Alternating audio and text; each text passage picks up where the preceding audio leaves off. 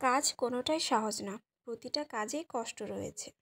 তবে কিছু কিছু কাজ আছে যেগুলো শখ করে আমরা করে থাকি, অনেক কষ্ট হলেও এগুলো আমাদের করতে অনেক ভালো লাগে।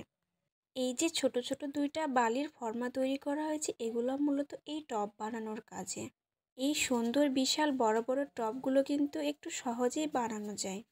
আমাদের ছাদ বাগানের প্রতিটা টবই আমরা বাড়িতে নিজেরাই তৈরি করেছি।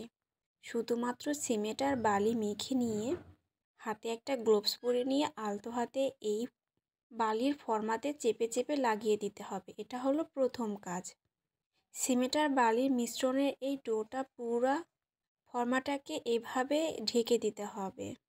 এটা একটু ধৈর্য ধরে করতে হবে, একটু আস্তে আস্তে করলে টবটা বেশ সুন্দর হয়। সিমেন্টের টব এভাবে বানালে খুব সহজেই এবং অল্প খরচেই বানানো যায়। ঠিক এরকম একটা আকার ধারণ করবে যখন পুরোটা প্রলেপ দেওয়া হবে। আর লাস্ট ফিনিশিং ঠিক এমনটাই হবে। খুব আলতো হাতে আর একটু ধৈর্য ধরে টবগুলো বানালে বেশ সুন্দর হয় আর অনেক বিশাল বড় বড় হয়। এই টবগুলো বানাতে পেরে আমাদের ভীষণ ভালো লাগে।